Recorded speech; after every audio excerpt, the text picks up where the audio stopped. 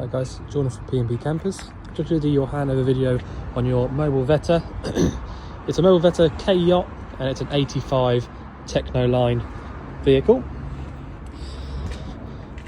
So I've got the bonnet open here. You can see you got your washer fluid reservoir, power steering fluid and engine coolant just behind here. Brake fluid up here attached to the servo. Your engine oil gets topped up through this cap, and your engine oil dipstick is this one just over here. Your chassis plate, the original Fiat one is here, but there may or may not be another one dotted around somewhere, which is when it would have been converted, but that's one of them there. You've got your air filter sits inside this box just here.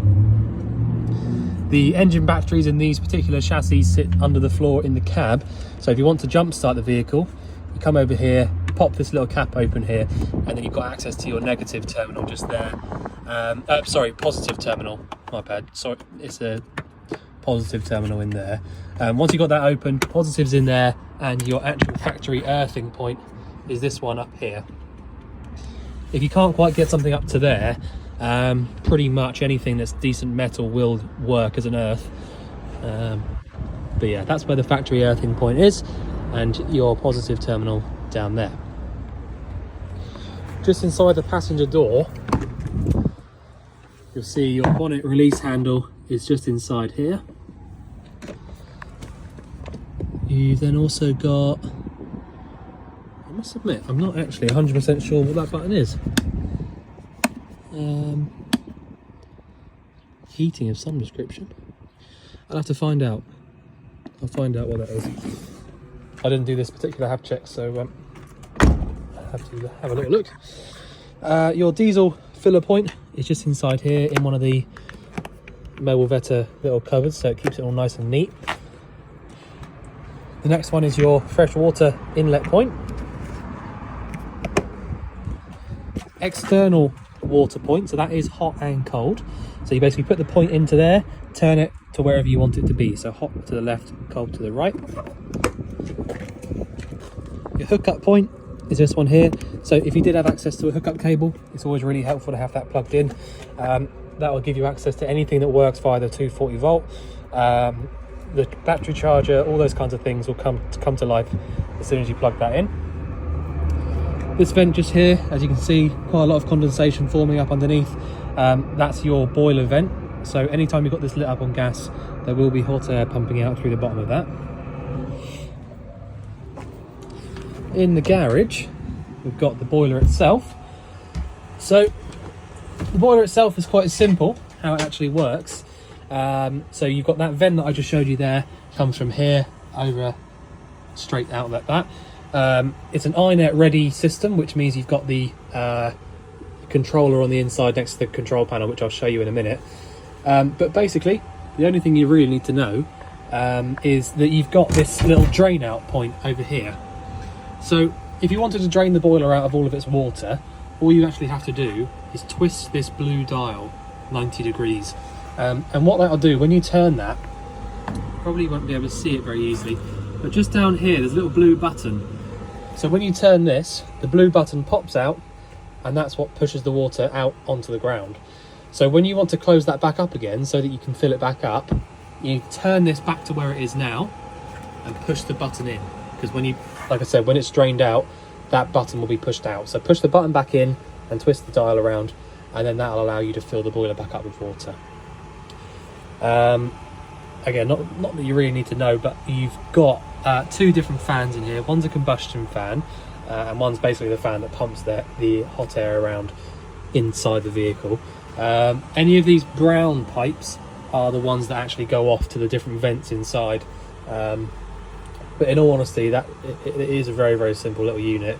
Don't fill this locker up with anything, because you know it probably does say somewhere about that. But if you start filling this locker's specifically made to have this boiler in only, because it's got enough breathing space around it and things like that. So try your best not to put anything else in there. Obviously the garage itself here is big enough for any extra bits and pieces anyway.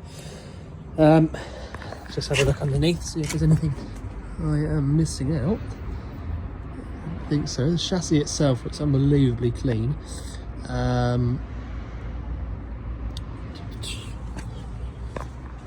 So you've got the reversing camera at the top there, really nice LED lighting at the back. So this little one here is an external gas point, and your external power and aerial sockets. You've then got your toilet cassette locker. So to actually pull this cassette out, lift up on the little yellow orange tab here, and the entire thing will come out towards you. Once you pull it out, you can then take it all the way out. And then all you need to know really is that you drain it out from this point here. So you turn this around and then drain it out. When you are physically draining it, hold down the little orange button there, and keep on top of lubricating this little rubber seal here with some kind of silicone lubricant whenever you can. Now this is going to be easier with two hands, but manage. So pull it in and over that little tab there, and that is it. These two vents just here are for your fridge, so if you've got the fridge lit up on gas, you will be able to hear, might not be able to hear it on the video, but you can just about hear the flame going inside there. And the last locker is your gas locker. So you've got the gas flow refillable bottles in here. Again, look very, very new to me.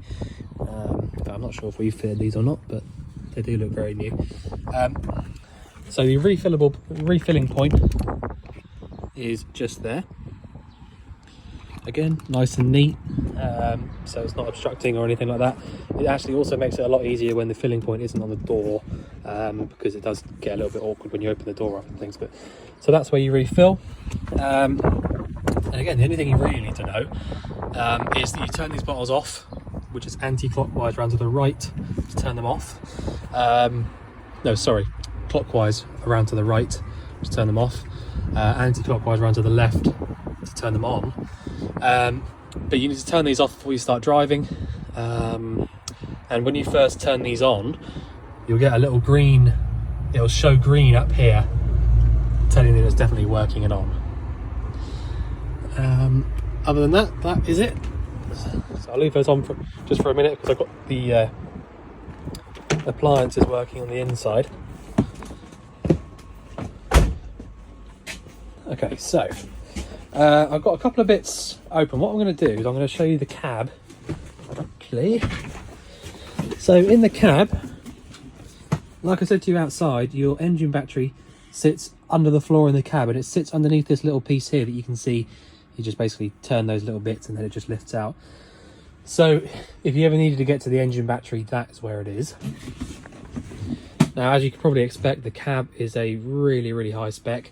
When you turn the ignition on, this is a little screen inside there, so it's not just your standard, well, it is standard from factory, but it's the upgraded version from standard, basically. A little touchscreen screen, which is nice, and you got the nav on there as well, which is all stuff that you don't get as standard nowadays. So you've got your air conditioning switch from there as well, and all of your, again, it's a little screen that comes up there, so it's all really nice and easy to use. Hazard lights, and then a couple of bits here to do with traction control here as well, which again, they're not standard features. Reverse is lift up and over to the top left. You've got the 6-speed manual gearbox, which makes a hell of a difference when you're driving on the motorway long distance. You've also got the cruise control inside there, so you can set cruise or set a limiter, which, you know, again, really nice and easy to use, but very, very helpful, especially on long journeys. The steering wheel controls, mute, voice recognition thing, I think. You can answer and decline calls because you can connect your phone up to all of this system as well. Lights and indicators are on the left hand stalk just here, and your washers and wipers are on the right. If you want to move and adjust the mirrors, you select which mirror you want to move on this little dial just here. Once you selected which one, so now I'm on the right hand mirror here, I can move this around like a little joystick to actually get it to move around. You've got a blind that comes down from here, and I think that is just about it. Right, so now that we've shown you the cab, I'm just gonna, if I can get through. So I've lifted out these couple of bits here, so this might look a little bit ugly as it is at the moment because I've just pulled it all out of the way, but it's really important that I show you these bits down here. So first off, under this little seat just here, which I've taken off just for now, you've got your 2 leisure batteries. So the reason people fit 2, because the original one would have just been this one down here. The reason you would fit 2 of them in parallel is because it just gives you kind of like twice the amount of time that you can use them up for, essentially, if that makes sense. It gives you you still get the same 12-volt power. It doesn't make it 24-volt, but you still get the same 12-volt power, but it just makes it last twice as long on paper. So that's what they're both there for. This, like I said, this is an aftermarket fitted one, but that's what that is. That's your leisure batteries.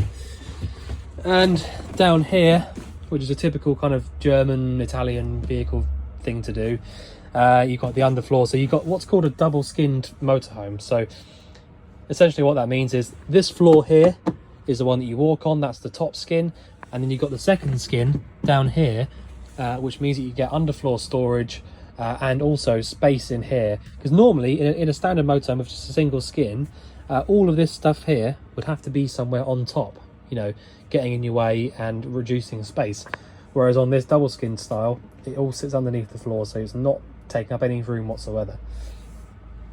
So really important little cupboard. So you've got this one here, which is your fuse box. Now it does tell you on this little diagram here exactly what fuse does what and what size it should be.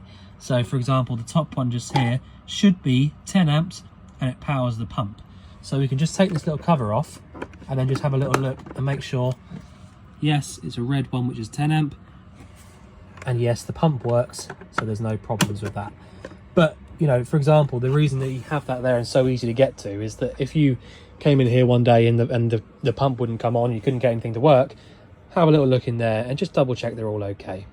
Obviously you can let us know if you get any issues, but it's just so simple to just have a little look that you may as well just have a little check in there. Same kind of idea with the 240 volt electrics. So these are your trip switches, just like any household trip switches. You can just have a little look in there and make sure they're all in the upright position, which they are now. I can get that bit to go on. Whichever way around it needs to go. Right, I'll sort that in a minute. You've got a 12 volt isolator. So if you were going to leave the vehicle for any sort of extended period of time, you can isolate the 12 volt from there, which is really helpful actually, because if you know, these motorhomes do sit around sometimes, especially during the winter months. Unless you're going to be using it through the winter, it's really helpful if you just got an isolator like that you can just isolate everything. Even if you turn all the power off up there, there's 9 times out of 10, you know, especially on these newer vans where there is lots of electrical bits and pieces, it is really helpful just to be able to completely isolate it from there. And the last one here is your battery charger. So as soon as you put the hookup cable into the vehicle, this charger here will be charging up your leisure batteries over there. So that is that. I just wanted to show you those bits and pieces there straight away, just so that I didn't forget to show you them, basically, because they are very important. So that's actually the wrong way around, isn't it? I think. Oh, it doesn't make any difference. Right. So that's that bit out of the way. When you first come into the vehicle, you've got your control panel up here. So this is a really nice touchscreen control panel. It comes on like that when you touch it properly. Just quickly before I go into that, I will just point out as well, you've got your solar controller down here. Now you don't actually have to do anything with that. That will just do its own thing. You can just leave that completely alone, but I just thought I'd show you that's where that is. So anytime there's sunshine up the top there, you're going to be getting charge going in. So you got your date, time, temperature inside and out, whether the hookup's plugged in or not, which at the moment it isn't. Settings, voltages. So if you click on either one of these two here, or in fact any of these four, and it will bring up your voltages and water levels. So at the moment we've got 12.8 volts in your engine battery, which is perfect. 12.4 in the vehicle, in the leisure battery, again perfect, bearing in mind I've got the heating on full blast, I've got all the lights on, so that is absolutely brilliant. That's a really good voltage to have in a leisure battery that's being used. Fresh water level, we've got 25% in there. Wastewater level, completely empty. You've got your lights on and off switch here, awning light switch there as well, and your water pump. So any of them that got a little green light underneath them means that they're on, and aux there as well. So aux will probably power up things like these little sockets. Sometimes you'll find that they work even without the aux switch on, but generally speaking the aux button is just kind of for any extra bits and pieces. So you may or may not find that you never even need to use that aux switch, but you also might find that you'll go to try something one day and it won't work, and that's because the aux switch needs to be on. Just random bits and pieces like that, really. Okay, so that's your control panel. The next one to the right here is your Truma, which is your boiler, your hot water and heating. So like I said, it's an iNet ready system. So sometimes these can be a little bit confusing to get your head around if you haven't used one before, but I will try and explain it as best I can. So anytime that you've got one of these things here flashing, it means that you're hovering over it, basically. So if I just click on that again. So at the moment we're hovering over this one here, which is your heating. You've got a little caravan with a temperature dial inside of it. The next one is your hot water, because you've got a temperature dial and a hot water symbol. The next one is what energy you want the boiler to use, so either gas or electric. And the next one is the fan. So when I click on the one that I'm hovering over, it will then bring up what you want it to be doing. So I've got the fan on high, I can select eco or boost. So I'm going to leave it on eco for now because I don't actually need that on full blast. So you can probably hear the fan is completely slowing down now to eco where I've just put it.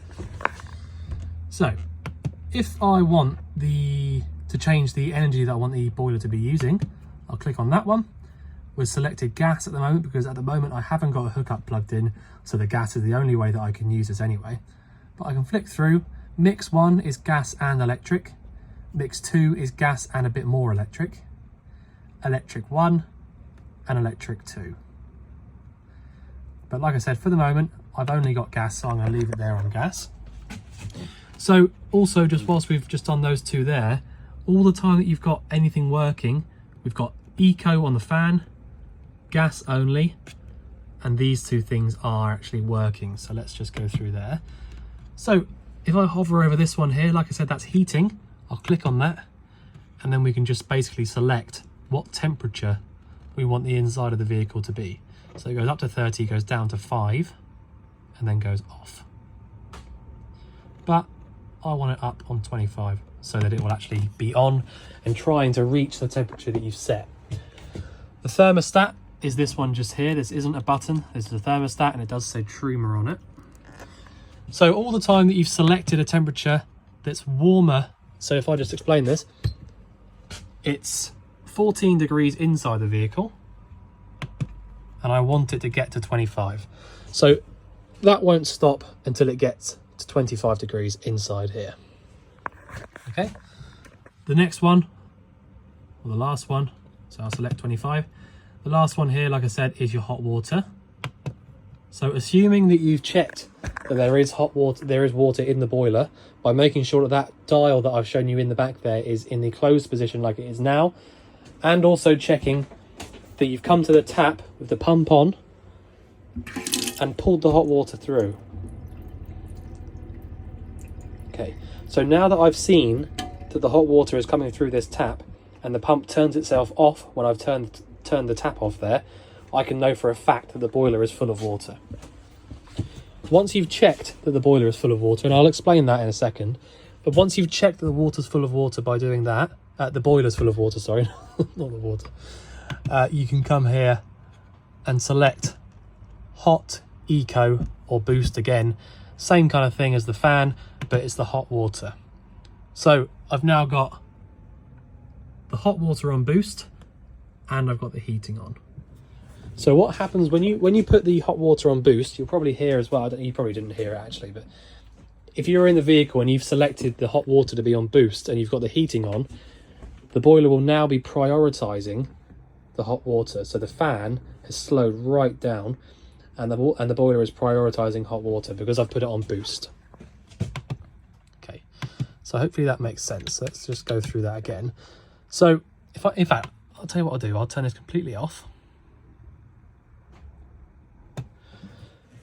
Whilst that's turning off, I'm going to explain to you what I was just saying there. So if you want to make sure that the boiler is full of water, you need to do what I just did there, which was literally a few things. Make sure you've got enough water in the fresh tank, which I do at the moment because it says 25%.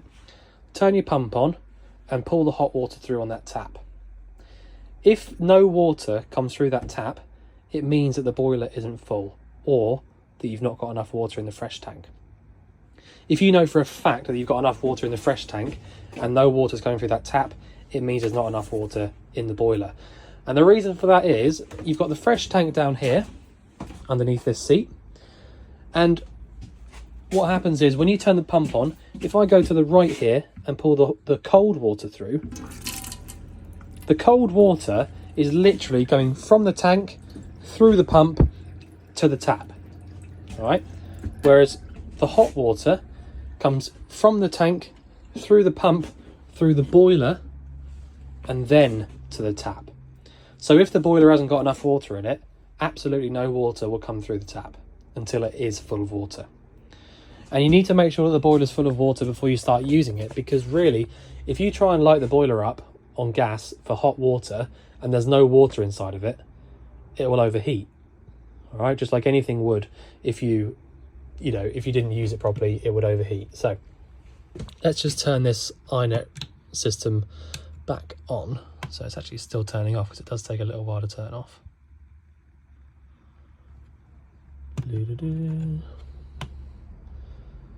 Trust me to do this on the video. Okay, we'll leave that for a minute and I'll just run back through it with you when it's actually fully turned off, because I need to leave it to properly turn off.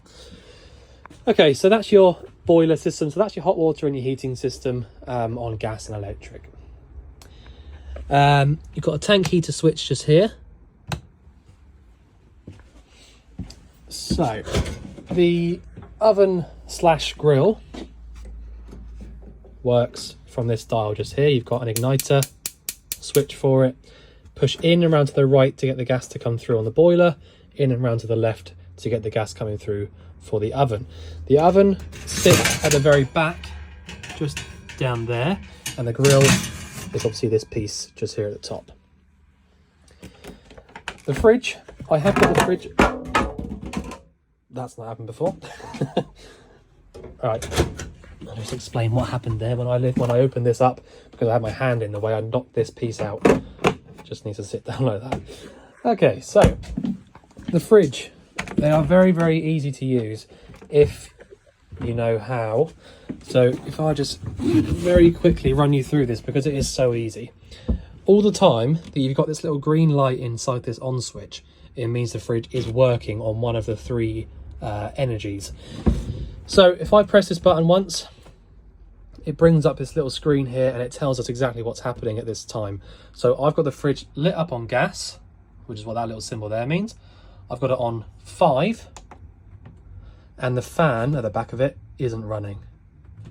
Okay, so if I want to change the energy that I'm using, I can press this little button here and it will go through and it will change. If I've got the A there, it means automatic, so it's automatically selected gas.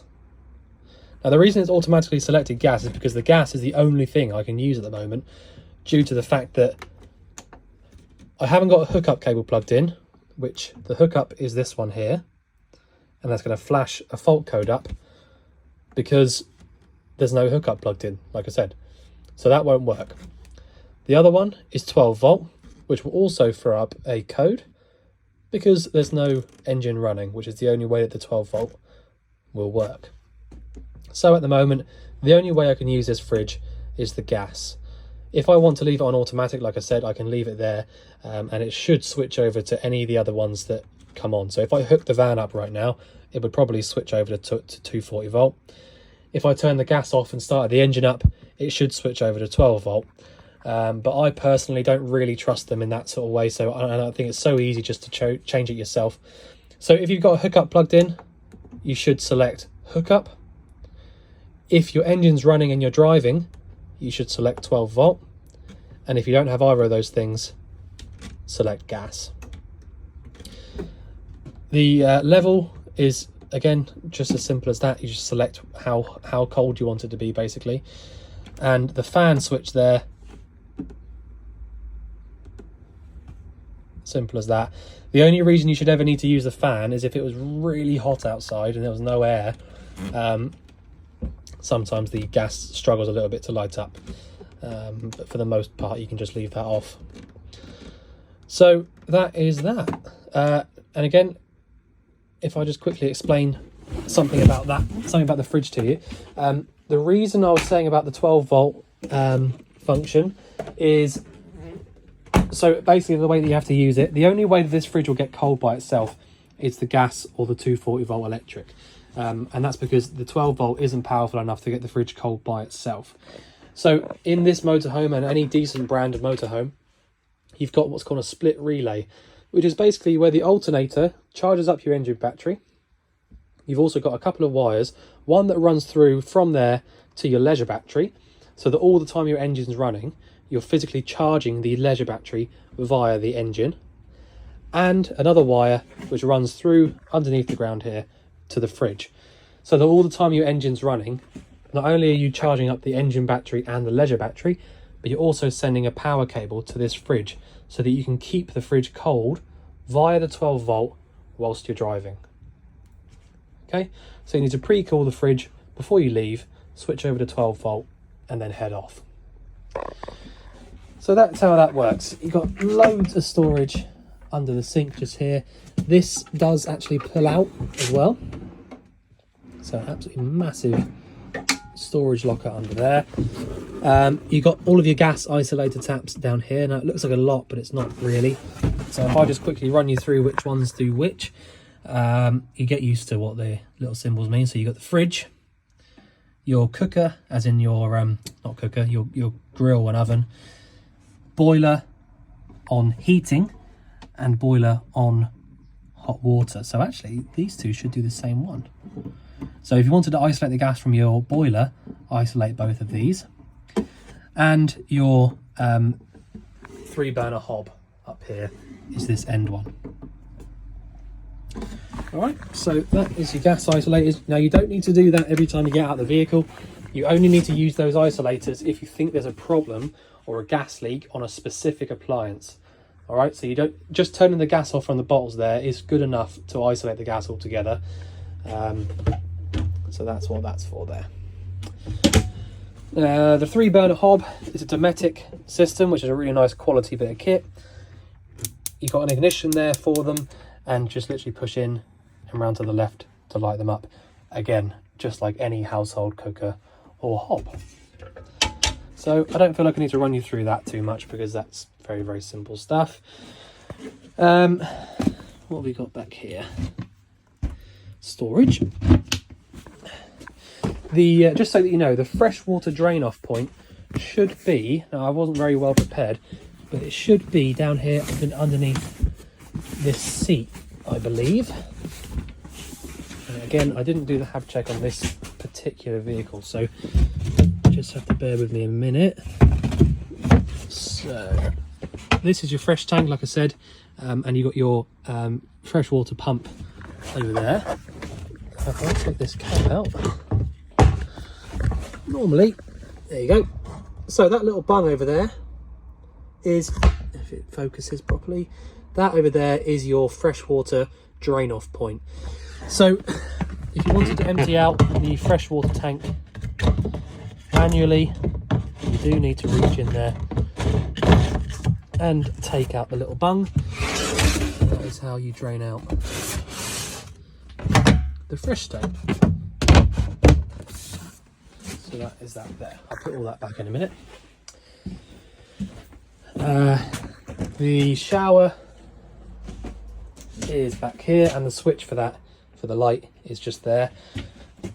Really nice quality conversion. You can see the sort of detail that's gone into it. Yeah, nice looking bit of kit in here.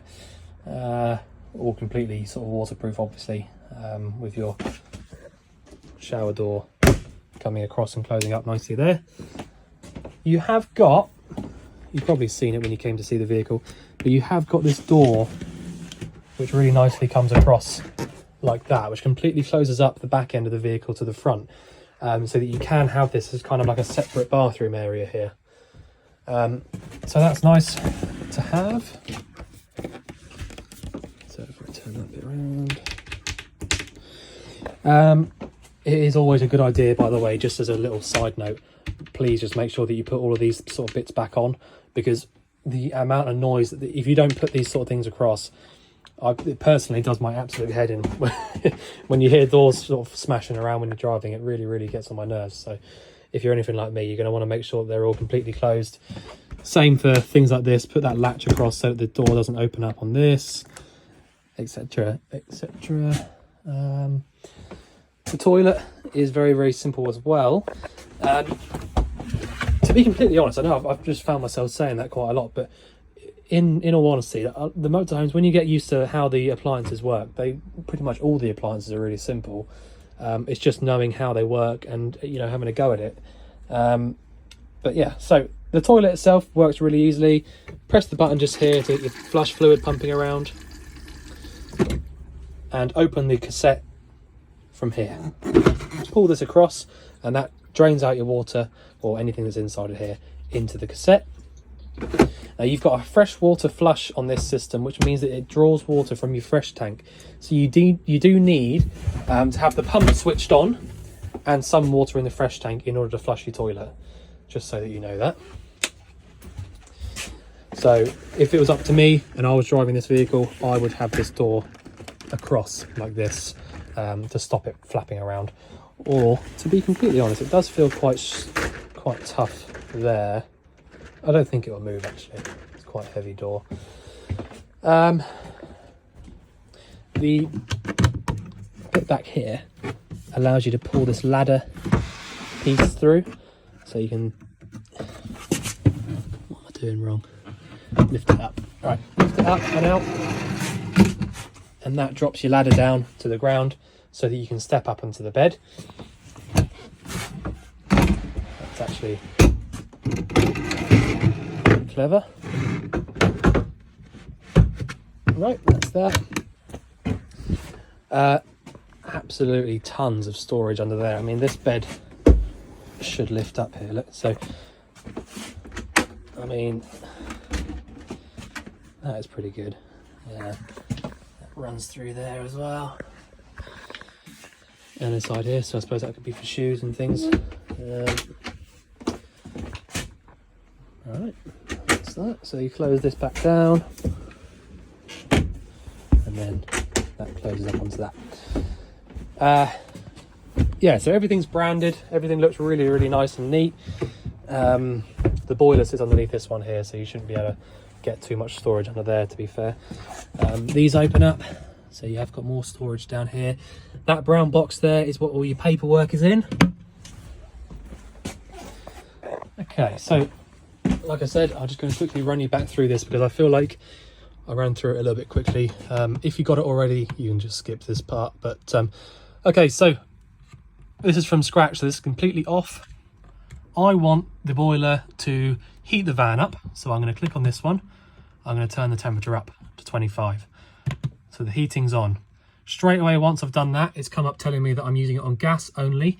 And if I want to change that, I can go to this one and select either mix 1, mix 2, electric 1 or electric 2, but I've got gas only. I also want the hot water on, and I want it on hot. I want to turn the gas, the heating up full blast, so I want to turn that on boost.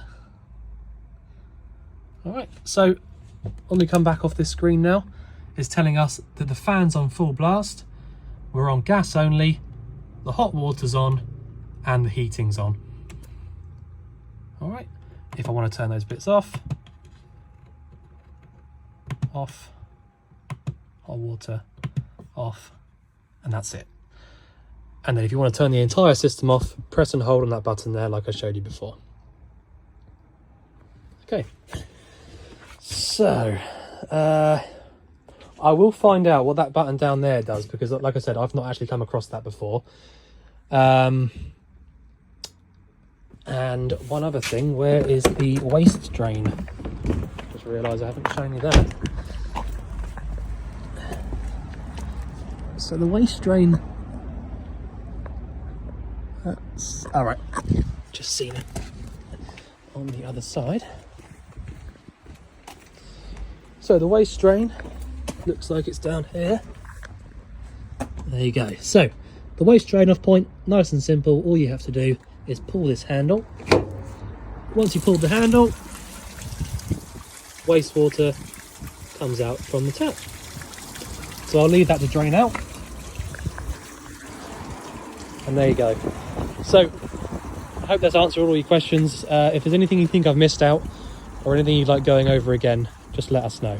But otherwise, we look forward to seeing you soon to collect your van. Thanks very much.